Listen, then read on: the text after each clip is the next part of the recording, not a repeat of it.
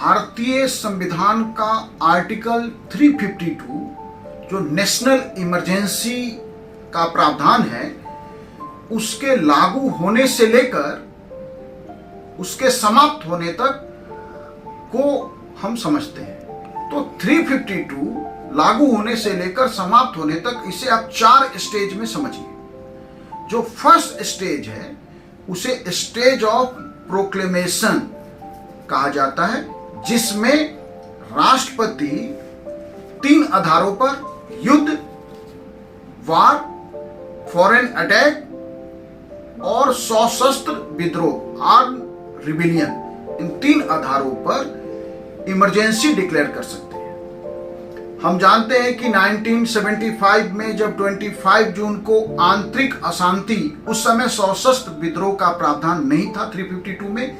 इसे बाद में 1978 में 44th अमेंडमेंट से किया गया था। तो उस समय आंतरिक अशांति, युद्ध और बाह्य आक्रमण 3 सिद्धांत थे, या कहिए 3 तरीके थे जिससे 352 लगाया जा सकता था। तो उस समय के तत्कालीन राष्ट्रपति फखरुद्दीन अली अहमद ने सिर्फ प्रधानमंत्री के कहने से इमरजेंसी आंतरिक अशांति के नाम पर 25 जून 1975 को लागू कर दिया, और उसके बाद अगले 2 वर्षों तक भारत में उस इमरजेंसी का जिस तरह से सत्ता ने दुरुपयोग किया, सरकारों ने जिस तरह से लोगों के मौलिक अधिकारों को कुचला, दबाया, वह भारत के इतिहास का एक काला अध्याय है। इसके बाद 44th अमेंडमेंट 1978 से स्टेज ऑफ प्रोक्लेमेशन को लेकर एक बदलाव कर दिया गया कि अब प्रधानमंत्री के कहने पे या इवन कैबिनेट के कहने पे सिर्फ नहीं लगाया जा सकता, बल्कि कैबिनेट की लिखित सिफारिश पर, रिटन रिकमेंडेशन पर ही राष्ट्रपति emergency stage of proclamation declare कर सकते हैं, पूरे देश में या भारत के किसी विशिष्ट हिस्से में इमरजेंसी लगाया जा सकता है। तो ये फर्स्ट स्टेज है। जो सेकेंड स्टेज है, जिसे हम कहते हैं स्टेज ऑफ पार्लियामेंट्री अप्रूवल, संसद की मंजूरी। यदि राष्ट्रीय आपातकाल पूरे भारत में या भारत के किसी विशिष्ट हिस्से में भी लगाया जाता है, तो लगाए जाने के बाद राष्ट्रपति के प्रोक्लेमेशन के घोषणा होने के 1 महीने के भीतर, माने 1 महीने 30 डेज से पहले इसे संसद से पास कराना अनिवार्य है। और पास कराने के लिए दोनों सदन, लोकसभा और राज्यसभा, लोअर हाउस और अपर हाउस, दोनों सदन के प्रेजेंट एंड वोटिंग करने वाले सदस्यों का कम से कम 2/3 बहुमत इमरजेंसी के समर्थन में होना चाहिए। उसके बाद ही इसमें एक चीज ध्यान रखना है, सदन के उपस्थित और मतदान करने वाले, सदन में हो सकता है कि उपस्थित सदस्यों की संख्या कुछ और हो, लेकिन मतदान कितने सदस्यों ने किया, तो अंततः जो अंतिम महत्वपूर्ण बात है कि मतदान करने वाले सदस्यों का, कि यदि इमरजेंसी के प्रस्ताव पे संसद के 543 में, हमने एग्जाम्पल के लिए मान लिया कि 540 संसद में उपस्थित थे, लेकिन मतदान में 500 ने भागीदारी की, तो 500 का 2/3 से ही वह अप्रूवल उसका हो सकता है। अब यदि मान लीजिए कि इसमें यदि इमरजेंसी लगा, लोकसभा भंग है, या इमरजेंसी लगाए जाने के बाद उसके 1 महीने के भीतर, 1 महीने के अंदर संसद से पास होना है, उसके भीतर लोकसभा भंग हो गया, फिर क्या होगा? वैसी स्थिति में राज्यसभा 2/3 से उपस्थित और मतदान करने वालों के 2/3 से इमरजेंसी को अप्रूव करेगी, और कितनी बार अप्रूव कर सकती है? जितनी बार राज्यसभा उसे पारित करती रहेगी। लोकसभा का जब भी गठन होगा, तो लोकसभा अपनी गठन के पहली बैठक, क्योंकि जब लोकसभा के चुनाव के बाद उसका गठन की अधिसूचना जारी हो जाता है, उसके बाद लोकसभा की जो फर्स्ट सीटिंग होगी, उससे 30 डेज के भीतर लोकसभा से भी उसे पास करना होगा। तो यह था stage of parliamentary approval, stage 2। जो स्टेज 3 है, stage of operation and extension, emergency का प्रवर्तन और विस्तार का चरण।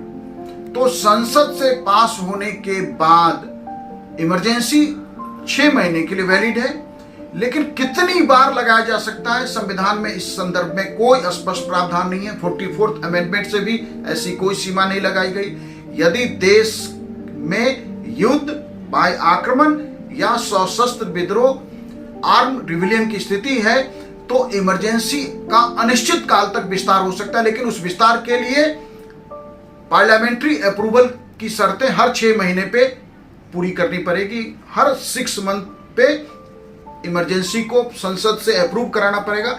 यदि संसद अप्रूव कर रही है तो जितनी बार संसद अप्रूव करेगी उतनी बार इमरजेंसी का एक्सटेंशन होता रहेगा, और कोई उसकी समय सीमा नहीं कि वो 2 वर्ष के लिए, 3 ईयर, 5 ईयर, कितने भी समय के लिए हो सकता है। ये एक ऐसा प्रावधान है कि जिसका देश में कब दुरुपयोग हो जाए, कब कोई ऐसी सरकार जो है अनिश्चित काल तक सत्ता में बैठे रहने के लिए इस प्रावधान का इस्तेमाल कर ले, यह 352 का एक कमजोर, आप कह सकते हैं कि संवैधानिक प्रावधान है, अनिश्चित काल का जो प्रावधान है।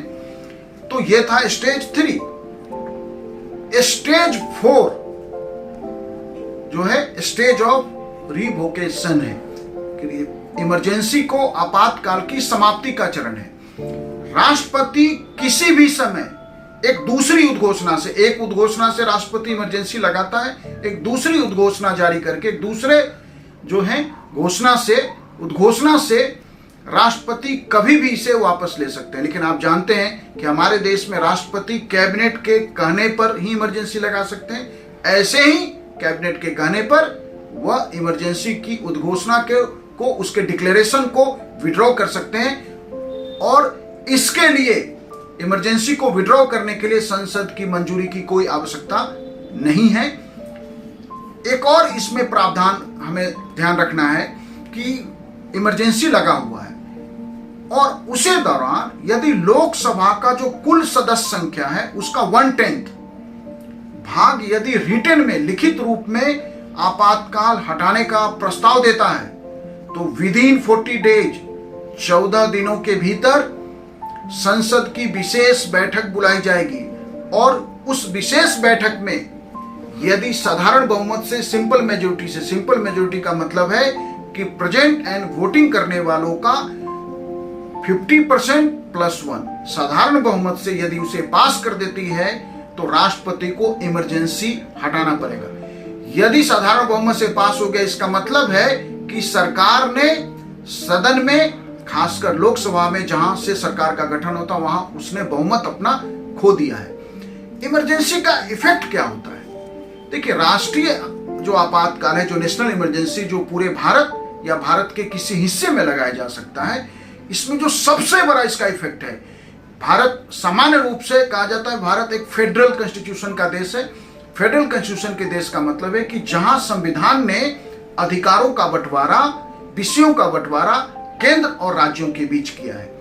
ऐसे संवैधानिक तंत्र को, ऐसे कॉन्स्टिट्यूशनल सिस्टम वाले देश को हम फेडरल स्टेट कहते हैं। भारत में भी फेडरल सिस्टम है, संविधान से अधिकारों का बंटवारा है। लेकिन यदि नेशनल इमरजेंसी डिक्लेयर हो गई है तो भारत का जो यह कॉन्स्टिट्यूशनल सिस्टम है वो फेडरल से यूनिलैटरल, एकात्मक हो जाता है। मतलब इसका अर्थ है कि केंद्र की सरकार को राज्यों को किसी भी विषय पर निर्देश देने का अधिकार है, चाहे वो राज्य सूची का विषय क्यों ना हो। इसका मतलब है कि केंद्र सरकार के नियंत्रण में राज्यों की सरकारें काम करेंगी। मतलब राज्यों में सरकारें हो सकती है, लोकप्रिय सरकार जिसको पॉपुलर गवर्नमेंट कहते हैं, जिसका लीडर चीफ मिनिस्टर होता है, लेकिन केंद्र सरकार राज्यों को निर्देश दे सकती है। यहां तक कि राज्य सूची पे, स्टेट लिस्ट, जिस पे कानून बनाने का अधिकार सिर्फ राज्यों को है, संसद उस पे कानून विशेष परिस्थिति में बना सकते हैं, एक अलग विषय है। तो राज्य सूची पे सामान्य तरीके से संसद कानून बना सकती है, केंद्र की सरकार कानून बना सकती है। ये इसका सबसे बड़ा इफेक्ट है।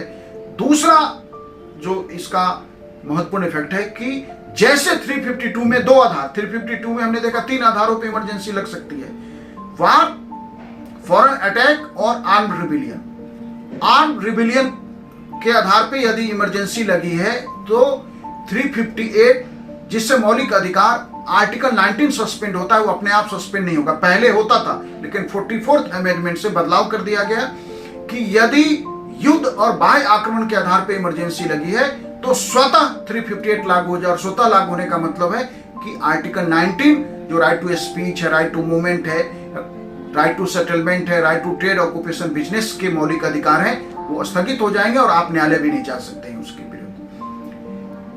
वैसे ही 359 के माध्यम से राष्ट्रपति आदेश जारी करके, 358 तो ऑटोमेटिकली अप्लाई हो जाएगा, 359 से राष्ट्रपति आदेश जारी करके अन्य मौलिक अधिकारों को भी स्थगित कर सकते हैं। लेकिन आप कह सकते हैं कि 44th अमेंडमेंट से एक बदलाव किया गया देश के हित में, नागरिकों के हित में, जीवन के हित में, कि किसी भी स्थिति में 359 के राष्ट्रपति के आदेश से भी आर्टिकल 20 और आर्टिकल 21 स्थगित नहीं हो सकता।